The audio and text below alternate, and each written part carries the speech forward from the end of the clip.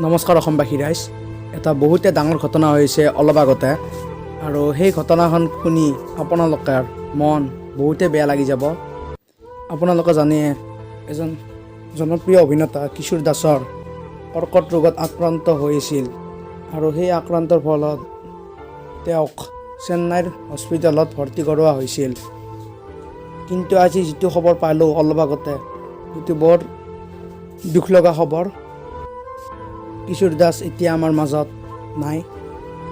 তেওঁ আজি মৃত্যুক সাৱটি ল'ব লগা হ'ল।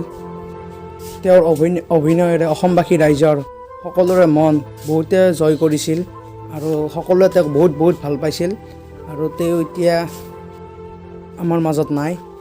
তো বহুত বেয়া লাগিছে মনটো। তেওঁৰ ওপৰত মই যোৱা 2-3 মাহ আগত এটা ভিডিঅ' বনাইছিলোঁ। যেতিয়া তেওঁৰ কৰ্কট ৰোগত আক্ৰান্ত হৈ আছিল, তেতিয়া মই এটা ভিডিঅ' বনাইছিলোঁ। এই দেখিছে স্ক্ৰীণখনত ভিডিঅ'টো, এই ভিডিঅ' এটা বনাইছিলোঁ।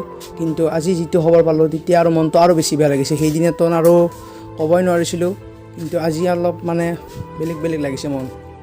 তেওঁৰ অভিনয়বিলাক আৰু গীতবিলাক আৰু ডেন্সবিলাক আমি সকলোৱে সদায় মনত ৰাখিম। আমি এতিয়া ভগৱানৰ ওচৰত এইখিনিয়ে আশা ৰাখিলোঁ, তেওঁৰ যেন আত্মাই চিৰশান্তি পায়।